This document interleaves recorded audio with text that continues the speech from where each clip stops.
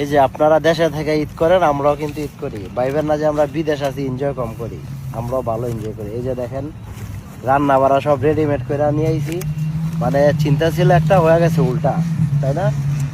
এই যে বাবুর্চি রান্না করছে মানে রুটি দিয়ে খাওয়ার লাগা, খাসির পায়া, চিংড়ি মাছ, আর এই যে খাসির গোস, এই তো সালাদ, তো এগুলো দেখা যাইতেছে। আসলে রান্না খাওয়ার কথা ছিল রুটি দেওয়া, রুটি নাই, ভাত দেওয়া খাবো, কিছু করার নাই।